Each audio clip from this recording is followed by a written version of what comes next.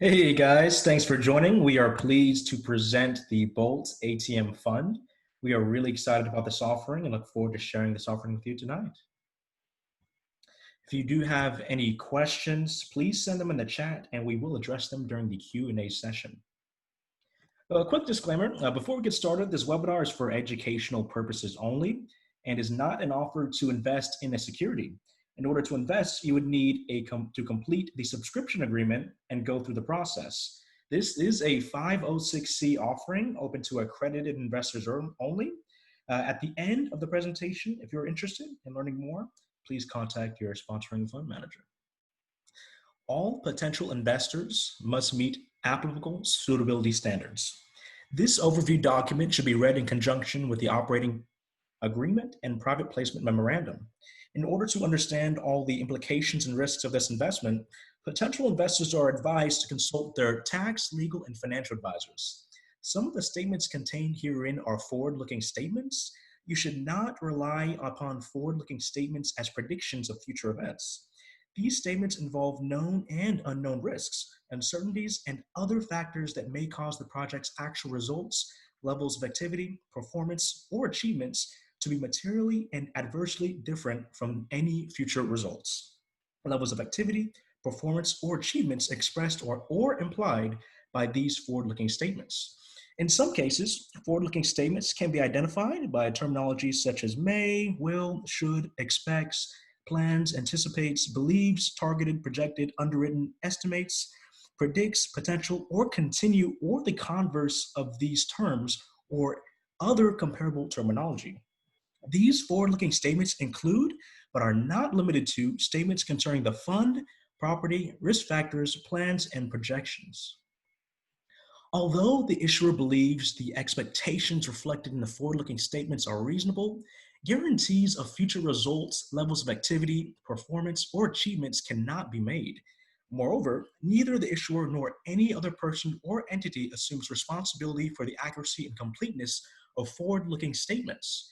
No person or entity is under any duty to update any of the following forward-looking statements to conform them to actual results, except as required by law. Neither we nor any other person assumes responsibility for the accuracy and completeness of the forward-looking statements. We undertake no obligation to publicly update any forward-looking statements for any reason, to conform these statements to actual results or changes to our expectations. Investing private placement securities entails a high degree of risk, including illiquidity of investment and loss of principal. Please read the offering document before investing. Please refer to the fund's subscription agreement for a discussion of risk factors.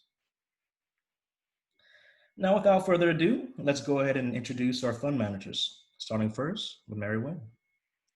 Thanks, John. Good evening, everyone. My name is Mary Wynn, and I'm the managing principal of Blue Door Equity. Thank you, everyone, for taking the time to join our webinar tonight.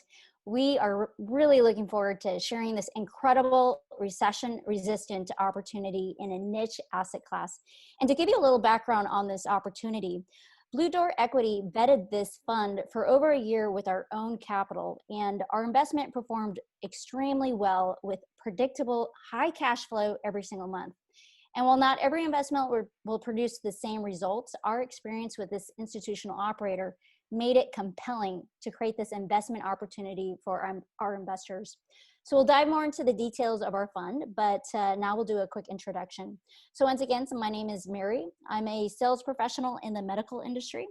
I have over 10 years of project management experience, which includes work experience from a Big Four global consulting firm, high-tech startups, and from one of the largest nonprofit organizations in the world.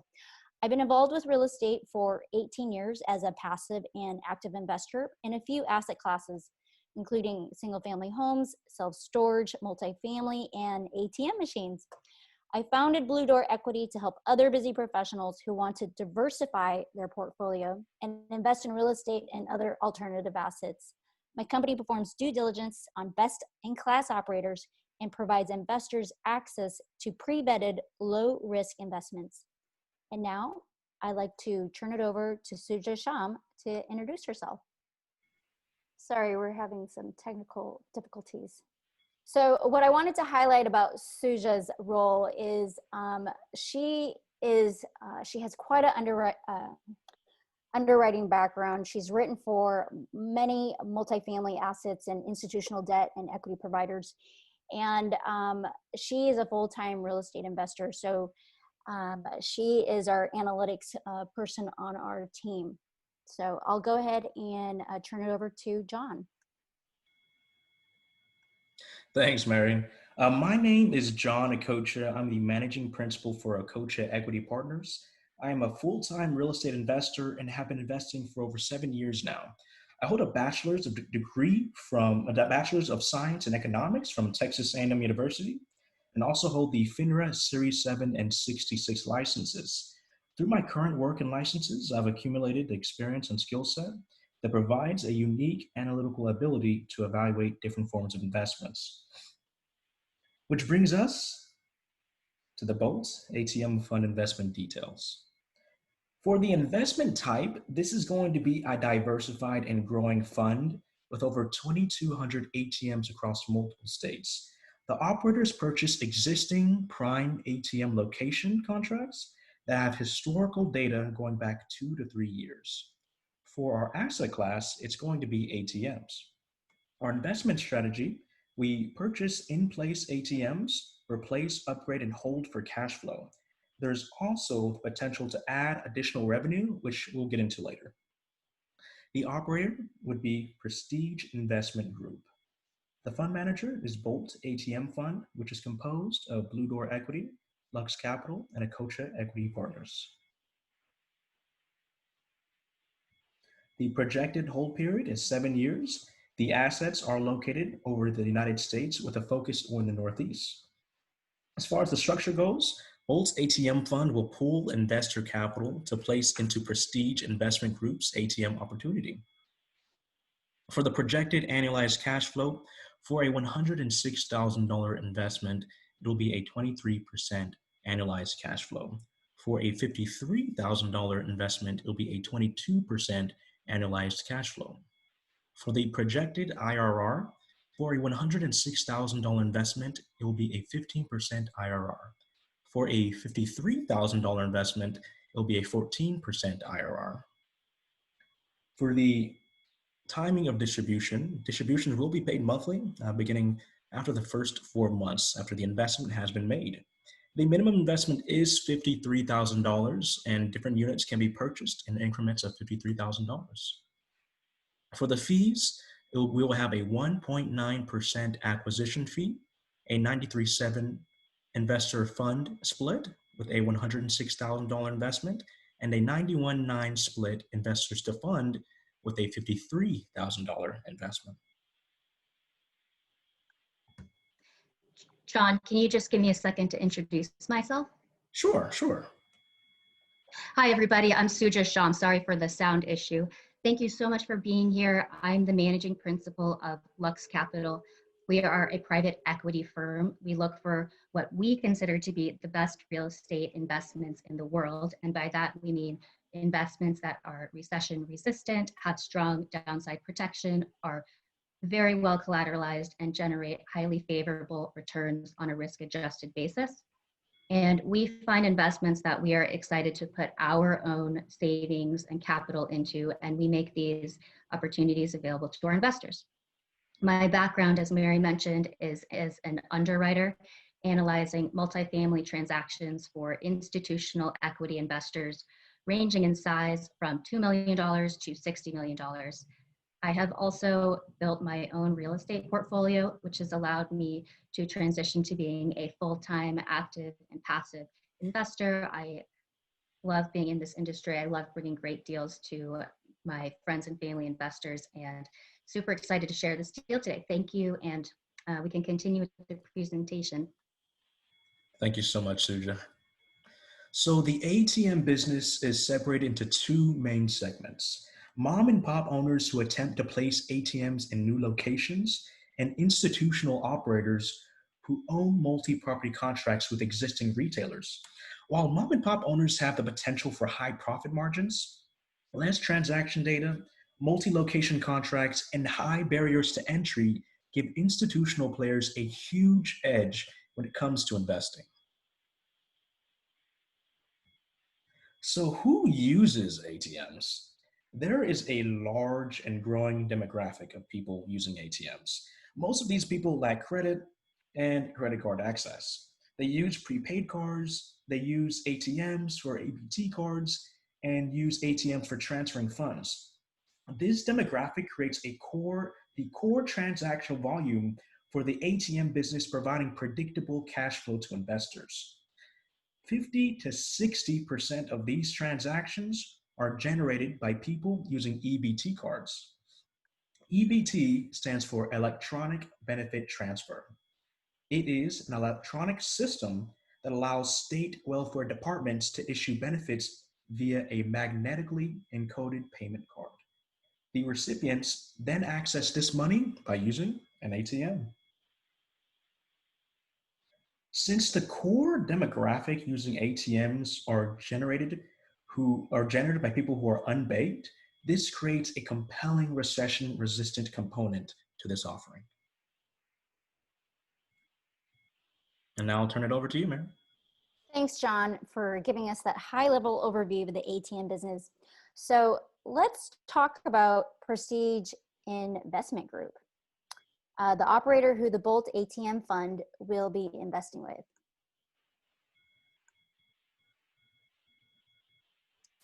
Okay, so Prestige currently owns and operates over 9,000 ATMs across the US. They're a top 10 institutional quality operator.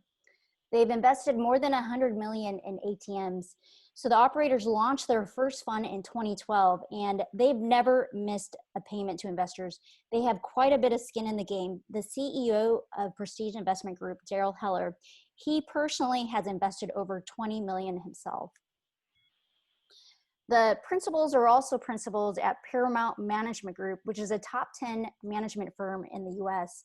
So whenever you have a combination of vertical integration combined with a third party, and we'll talk a little bit more about the third party, it creates a very interesting and powerful dynamic where both firms are acting in conjunction with one another, but they still have that third party accountability. They have a significant market advantage due to pre-existing relationships with Fortune 500 retailers. So as John mentioned, it's very challenging to enter the ATM business, especially in the institutional sector. And collectively, the senior management team has over 100 years of experience in the ATM industry. So they have the right relationships, and they are able to bid on those extremely desirable location contracts with these Fortune 500 companies. The operators have regional contracts in several pockets in small to mid-market of some of the largest retailers in the country. You probably heard of Walgreens, McDonald's, Walmart, Sam's Club, Exxon, Texaco, and they have many other contracts that you've probably heard of as well. The business model focuses on replacing older ATMs with updated machines, creating that operational efficiencies while increasing transaction volume and the potential for additional revenue streams. So why the BOLT ATM Fund? Well, we believe we have identified a unique investment opportunity which has the potential to provide investors with a favorable return profile by investing in existing and proven ATM locations, while also limiting downside risk via an unlevered recession-resistant vehicle. So if you take a look at this machine, it's in a grocery store, and there's a recession-resistant component there. So we all know grocery stores were deemed an essential business during the COVID lockdown and shelter in place. This is actually a Prestige ATM machine, and it's branded as a Citibank ATM for a fee. Regional banks or national banks will pay anywhere from $50 to $250 a month for branding in strategic locations. And one of the reasons why Prestige is able to get these desirable location contracts is because of the design of their ATMs. The machines have different forms of value propositions and proprietary software, which also include digital media monetization technology. So a small percentage of advertising revenue is generated from those digital displays that you see right on top of the machine there. And you can actually buy electronic gift cards, which you can purchase directly from the ATMs. So these ATMs, they have the capability to collect valuable user data analytics such as gender and age. And this information is shared for free with the retailers and merchants at no cost. So this sort of technology creates opportunities for additional revenue streams. This BOLT ATM Fund is the opportunity to participate in the institutional sector within the ATM business. The operator has access to historical data on over 98% of any potential ATM location. So this bullet here is it's a very compelling data point. The empirical data goes back 2 to 3 years, and Prestige can see daily, monthly, annual transaction data to verify the viability of that particular location before going into negotiations. So that historical data is the exact same location's previous ATM transaction data. So this information is so powerful. It gives them that edge and that insight to bid on those favorable location contracts and replace existing ATMs in high performing locations. Fund D already owns over 1,500 ATMs, and they're projected to own 2,200 ATMs across multiple states. So our BOLT ATM Fund will provide predictable fixed rate cash flow to investors, and it's collateralized by location contracts. So if an ATM defaults or stops performing, the management team removes that machine from the location and they install a machine in a new location at no charge to investors. So there is no lapse in distribution amounts to investors. And if for some reason the operator fails, the investor has the right to foreclose on the collateral. To date, Prestige has not needed to move any ATM locations because none have dipped to a level that justified moving it.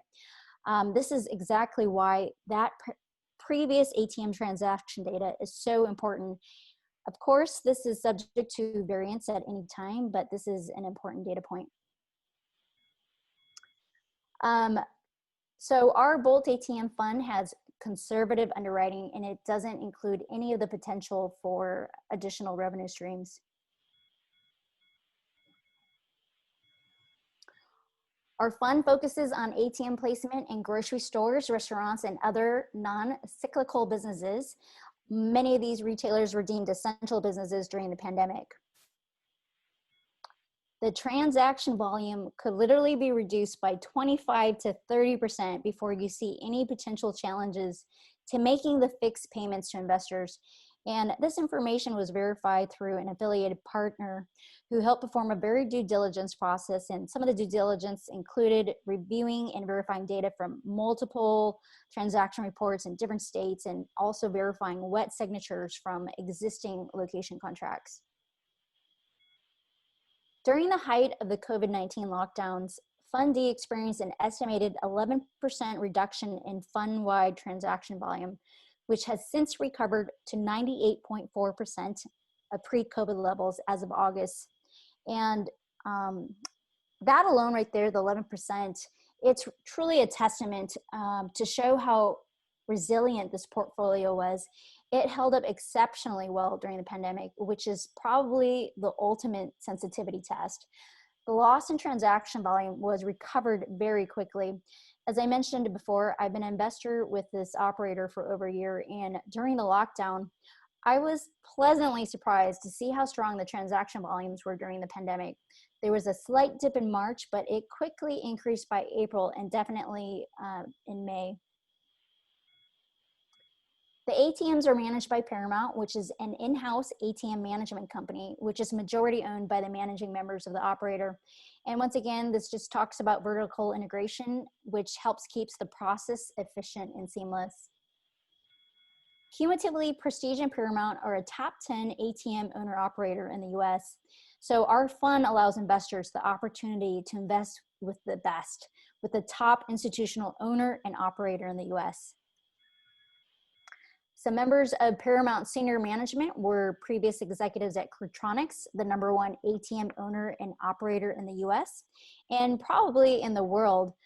We discussed earlier how their industry experience and their relationships help them win those desirable location contracts. Paramount is a certified independent ATM deployer under its sponsor bank, MetaBank, which subjects them to third-party accountability. So ATMs are a derivative of a banking device, and in order to maintain good standing as an IAD, Paramount is subject to ongoing supervision, annual financial reviews, and full audits every 2 to 3 years by its sponsor bank.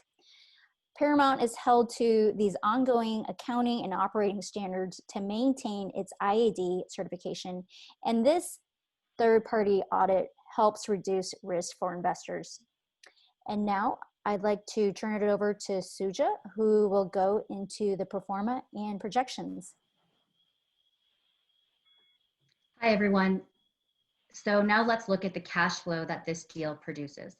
This chart shows what our Class A investors receive. We'll have two classes of shares. Class A investors will invest $106,000 and Class B investors will invest $53,000. So Class A investors will receive, could someone retreat this screen for me? Class A investors will receive payments of $1,975 every month for 7 straight years. And as Mary mentioned, she has received every payment that every month for the last year that she's been investing with Prestige. So this equates to an average annual cash-on-cash return of 23% and an IRR, or internal rate of return, of 15%. So you'll note that the cash flows are the same years 1, 2, 3, 4, 5, 6. In year 7, we will also sell the assets, and we have predicted a very conservative fair market value for sale of the assets because ATMs will depreciate, the technology might become outdated, and for every $106,000, we're projecting to sell the ATMs for only $1,400. And so our Class B investors will invest $53,000 and they will receive monthly payments of $962.50 every year for 7 years. This equates to a 22% annual average cash-on-cash return and an internal rate of return of 14%. The assets are conservatively projected to sell for $700 at the end of 7 years. It's important to understand that Prestige is contractually obligated to make the payments reflected in these charts to our fund. We'll go more into this, but for now, understand that this puts us and our investors in a very well-protected position. At the end of the 7-year period, we'll sell the assets for a very conservative amount. Now let's talk about tax benefits. ATMs can be depreciated on a 5-year schedule, which is extremely favorable for our investors. This will allow for much of the income from this investment to be offset in the first 5 years with losses from depreciation. Because we aren't selling the machines for much, there will be minimal depreciation recapture at the end of the 7-year term. Now let's talk about why we believe this deal to be extremely conservatively underwritten. As Mary indicated, the fund can withstand a decrease in revenue of 25 to 30% before affecting investors. And as she mentioned, the ultimate sensitivity test likely was the COVID lockdowns in March and April, and transaction volume for ATMs decreased by only 11% and recovered quite quickly to almost 99% of the pre-COVID levels. This gives us a great data point to feel comfortable that we will be able to easily make these payments for 7 years. Additionally, we have several additional revenue streams for the fund, which were not even included in the underwriting assumptions, including digital advertisements, commissions from sales of electronic gift cards, and data analytics regarding foot traffic. All of the ATMs in our fund will come equipped with these technologies, and revenues from these streams will provide our fund with additional padding to ensure that that we can easily make our payments to our investors. And it's also important to note that Prestige will take a cut of if the revenue is slightly lower than projected, Prestige will take that out of their particular portion, and investors will still get those straight payments. So as Mary can attest, the payments have been consistent, the exact projected amount for the last year, and Prestige has not missed a single payment since 2012, since it began its ATM funds.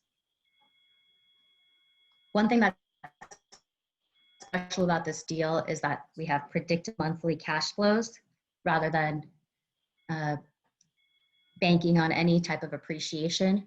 And we have historical data to back up the transaction volume. As Mary mentioned, we have 2 to 3 years of empirical data for 98% of the locations where we're putting ATMs. And that is extremely, extremely valuable information to help us project what these ATMs will be producing in terms of revenue. We have a conservative fair market value that we're planning on selling the assets for. And last but certainly not least, this fund, despite outsized projected cash flow, this fund will not use any leverage. On a very important way. Debt is usually the thing in a real estate deal which can cause it to go south very quickly. If an investor or if an owner is not able to make their mortgage payments, the bank can foreclose on their property and the investor can lose the equity that they have in the property. The fact that this fund uses zero leverage puts us in an extremely favorable position. Now let's talk about BOLT's compensation and alignment of interest. There'll be a 1.9% acquisition fee, which we'll use to cover our business expenses. Class A shares will receive a 93/7 split for the investors to the fund. And Class B investors will receive a 91/9 split. So 91% to investors, 9% to the fund. To demonstrate our alignment of interest between us and our affiliates, we are investing over $300,000 in this exact fund. And furthermore, Mary has been investing and has vetted this fund for the last year, investing with Prestige since 2019. Okay, now let's review the overall investment highlights. This fund presents a unique opportunity to invest in an operator with a top 10 owner and operator of ATMs in the US, with ATMs across 45 states. Prestige launched its first fund in 2012 and has not missed a payment to investors since then. Our fund is contractually obligated to receive fixed rate payments with a 22 to 23% annual cash-on-cash return and a target IRR of 14 to 15%. There is no debt on this project, reducing risk to investors.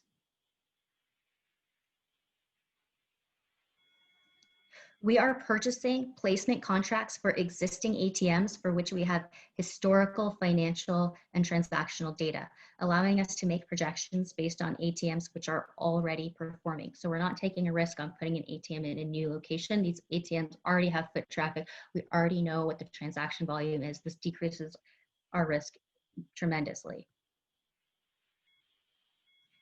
ATMs have been historically recession resistant.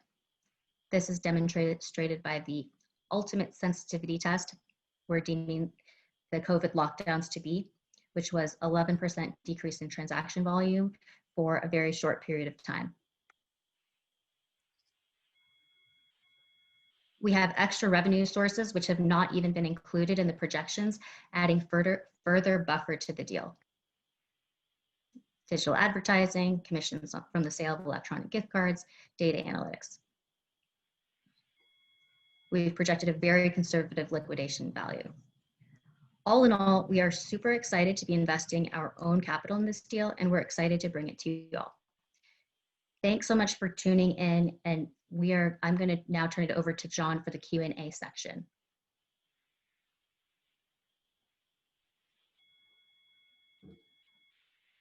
Oh, before I do that, let's just go over the steps to invest. So you will, if you're interested in investing in this awesome opportunity, you'll contact your spot manager, which would be either myself, Mary, or John. And the funding deadline, the first funding deadline is November 12th, and we will make sure that you have all the steps necessary to get your funding in. So now I'll turn it over to John for the Q&A section. Thanks, Suja. Okay, so we had a few questions emailed in from the chat. We had a few questions that were emailed in and from the chat. First two questions: how will new technology pose potential risks? And what are the potential government risks creating a cashless society? So cash usage has increased steadily over the last decade despite new technology, Venmo, PayPal, Google Wallet, cryptocurrency, etc. Business analysts view 90% of emerging technology as predatory to credit card usage rather than cash usage. The typical ATM demographic population does not use new technology and is on the lower income bracket. Cash is the preferred method of payment in this segment of the population. ATM demographic users include electronic benefit transfer, card users, and people with little or no credit. Also, included in that are users who use ATMs as their bank branch. Just to add to that also, there's been quite a bit of research done for cashless societies and whether that's going to happen. And Square, a mobile payment company, they performed this research and they found that 51% of small business owners, they're against going cashless, and 83% of them never plan to go cashless. So here in the US, there've actually been some laws that ban cashless retailers. So cash is not going away. Cash has utility and it won't go away. It's a legal tender in this country.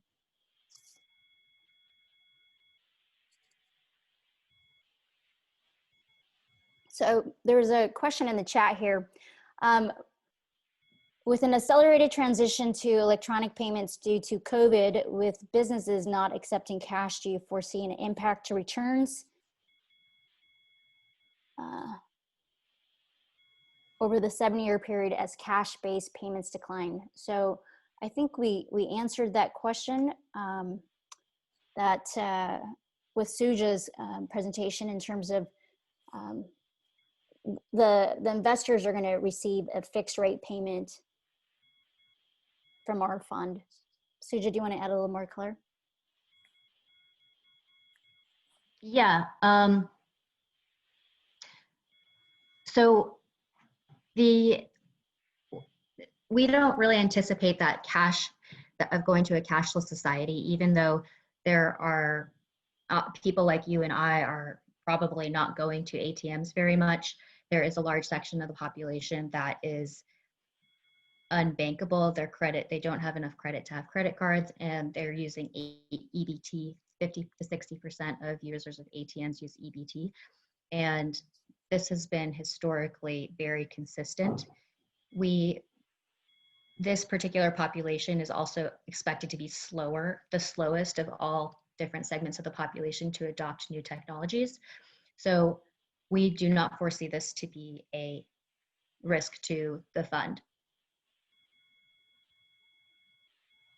I'd like to take this question from Ryan. If I invest $200,000, can you please tell me that at the end of my investment, I will receive $200,000? If I will not receive that amount equal to my initial investment, please tell me exactly why. So this is a very unique type of deal. I would like to go back to the slide. I would like to go back. John, can you take us back to the cash flow slides? So this is a very high cash flowing deal. Investors that invest $106,000 are going to receive 23% cash on cash return every single year. And at the end of the year, we will not receive, including us, we will not receive our capital back. It's very different structure than what we're used to seeing with like a multifamily deal. So this still equates to a 15% IRR, and that's because you can reinvest the money as it comes in. So you get 22.4%, 22.4%, 22.4%, and then you can reinvest that money. When you put that into an Excel sheet and you use the XIRR function, you'll see that it still equals a 15% IRR. So it's a differently structured deal. What we love about the way this deal is structured is that investors can rely on receiving that $19.75 every month for 7 straight years. It's a very different type of investment than a multifamily deal where you might receive 5, 6, 7, 8, 9% cash on cash, and then at the end of the deal, you get your whole principal back and another big chunk of money. This deal, I personally view this deal as a very good complement to those types of deals, because in those types of deals, cash flow is lower up front. I view this type of transaction, this type of deal with a high cash flow for 7 straight years as being a very good complement to kind of balance out the cash flow that you'll be receiving over the course of your investing career. So Ryan, if that doesn't answer your question entirely, please feel free to elaborate on it. And I just wanted to add to Suja's comments also that these ATM machines are depreciating assets. So when you buy new technology, there's a lifespan on the technology, right? On the physical aspect as well as just the technology itself. So it's a depreciating asset. Where when you're buying real estate, it's an appreciating asset. So you don't know if you're going to get the returns on the back end. If you have a pref rate, you don't know if you're going to get the other return, the upside of when they sell. So this is more of a, without saying guaranteed, but it's a fixed rate. You're going to be getting, like Suja said, every single month this amount for 7 years.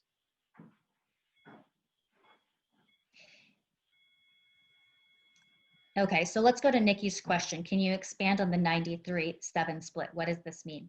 So Nikki, what that means is that 93% of the money this is about our compensation, BOLT's compensation that we need to run the fund. And so 93% will go directly to the investors and 7% will go to BOLT ATM Fund managers. And it will go to our business expenses and our compensation. And just to clarify, the returns that we have on this screen right here, those are after the split. So after the split, our investors will receive a 22 to 23% cash on cash return and a 14 or 15% internal rate of return. Let's go to Ben's question. How much cash do these machines store inside? How often are they serviced? Who would like to take that? I can take that. So the amount varies per location, and some ATMs have 15,000, others have 100,000. It really depends on the transaction volume per location. So and we know the operators have all this information based on that historical empirical data. And cash is typically replaced in the ATMs on a 25 to 35 day cycle.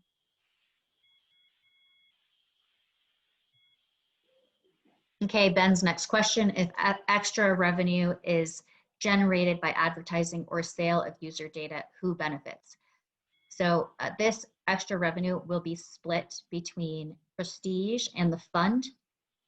The fund will receive 12% and Prestige will retain 88% of the extra revenue generated by the advertising. Also just wanted to expand on Matt's original question about why we will not be receiving the $200,000 back. So let's talk about risk in this deal. One of the reasons we love this deal is because it's incredibly predictable. when you invest in an apartment building, and we invest in apartment buildings, but when you invest in apartment buildings, you are executing a business plan where you're hoping that rents will go up, you're hoping to improve the business operations, to decrease expenses, and you're also hoping that you can sell the asset for more than you purchased it for, partially because of rent growth, partially because of saving on expenses. And I like those deals. I invest in those deals. Why I really like this deal is because Prestige is contractually obligated to make payments reflected in these charts to us. It's not based on how, well, it is based on how well it performs, but but the payments are fixed rate and they're reliable, and they're going to come every month on the month for the next 7 years, barring any unforeseen circumstances. So it's an incredibly attractive deal from a predictability standpoint. I want to just ask if Matt understands why, the question you asked, why your $200,000 won't come back. Do you have any further questions on that? Please go ahead and type that into the chat. That was Ryan. Yeah, I see there's some other questions there in the Q&A section, and there's other questions in the chat here. So I'll answer Kalpana's question. Do cardholders have the ability to deposit cash? Where does it go? Cardholders, so ATMs are considered mini banks, and depositing cash is one of the functions that ATMs can provide for users, and that's one of the reasons why users will visit ATMs, is to deposit cash. So the cash will go to the user's bank account. The cash stays with the ATM, and so somebody else, I can't say exactly where the cash goes. Does anyone? But basically, the cash is deposited into their account, and then I assume the cash provider. We have a cash provider who is the one servicing the ATMs and making sure there's enough cash.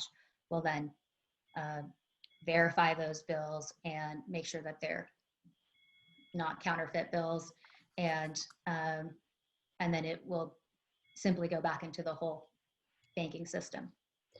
I'll talk a little bit about the insurance policies if anyone's wondering about the ATM machines. So the operators pay two main cash providers who provide cash for these machines, and they have premium that's built into the insurance policy. So in other cases, the operators are buying their own insurance policies, which cover the cash and the ATMs themselves. So the ATMs are fully insured and covered by general liability and property liability policies. And these ATMs are bolted to the floors and have what they call level 1 bolts, which are secured bolts. There was a story that happened years ago, how during one of the riots, someone carried an ATM machine. I guess back then it wasn't bolted, and they had welding equipment, and they were trying to get into the ATM machines, but they actually couldn't get into it. And that's how secure the vaults were. Great, let's move to Kim's question. The data analytics is interesting and valuable. Do you think that the data could be another asset that your investment could monetize? So Kim, the data analytics is very interesting. The plan with that is that Prestige will work with the retailers to potentially sell that data to the real retailers and to other folks. And so there is a potential split with investors with the fund. So we will potentially receive 12% of any income that's generated from sale of the analytics.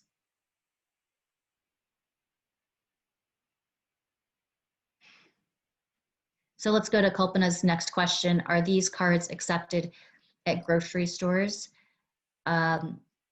So I assume you're talking about the EBT cards.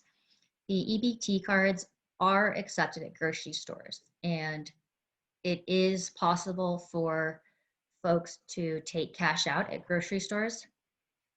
If so, then why would they want cash? So there's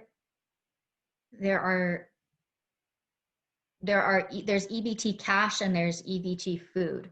So sometimes if people are using EBT food, then they have to use that at grocery stores. But if they're getting EBT cash, then they can use that for things besides food. Regarding depreciation, is there going to be anything left to sell at the end of the years? I think we answered that question.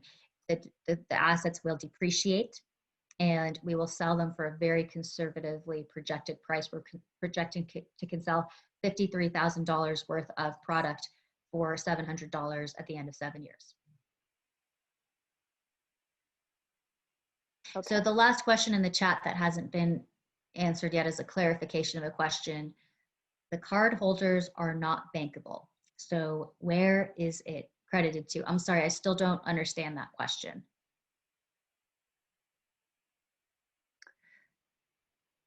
So the card holders, so the customers who are not bankable, they don't have credit cards. So users can deposit cash, but those are not the transactions that generate a fee. Transactions that generate a fee are withdrawals. So I think that answers your question. And if anyone needs further clarifications, feel free to send your messages to your sponsoring fund manager. Okay, let's look at the Q&A. How much cash do these machines store? That was right on me. Okay, sorry, Matt. Okay, I think that we have answered all of the questions typed in so far. Are there any other questions that we needed to address? Well, we needed to address the UBIT question. I think right. So if anyone's interested in investing with their self-directed IRA or solo 401, we are taking those investments. A question that has come up that was emailed prior was, is there any UBIT for this, since there's no debt involved with this sort of investment? Okay, so, and to answer that question, while we do not provide professional tax advice, we encourage you to consult with your financial advisor, CPA, and or tax attorney.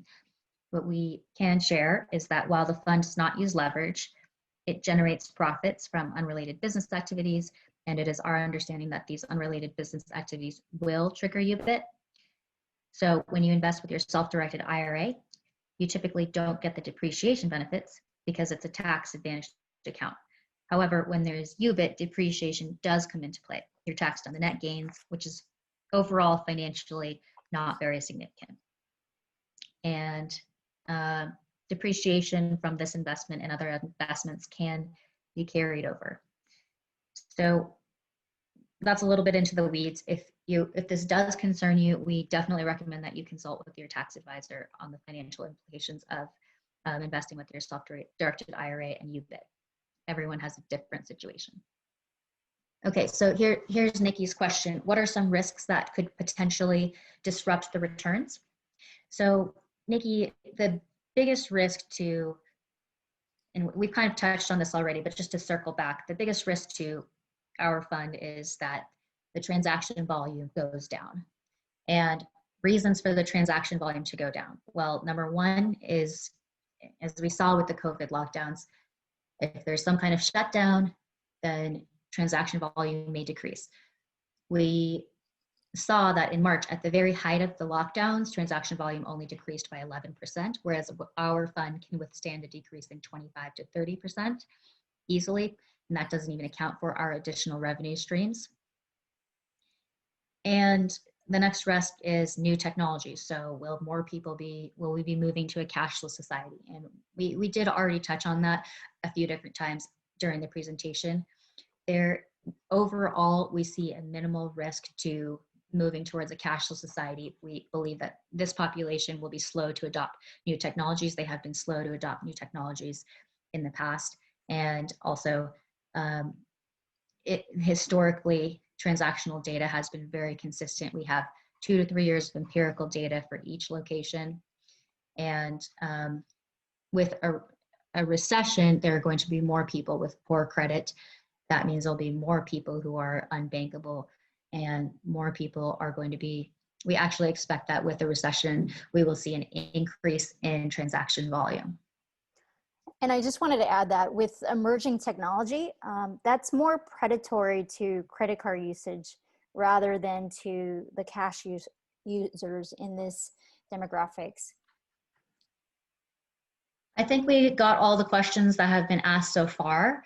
Just to close up, we're super excited about this deal. We think it's we love the predictability of it.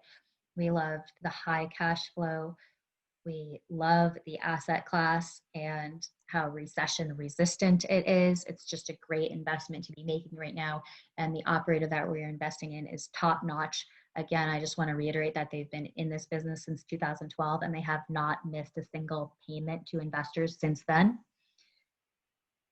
And we're super excited to have shared this opportunity with you. And we hope we can answer any further questions offline. Anything else, Mary, John, before we say thank you and sign off? No, I think we're good. So thank you everyone for attending this presentation. We really appreciate your time tonight. Oh, there's one last question. What is the timeline for investing? So the timeline is to have all your funds wired by November 12th. I think that's it. Okay, so with that, we will go ahead and say goodnight. Thanks, everyone. Thanks, everyone. Good night. Thanks, everyone.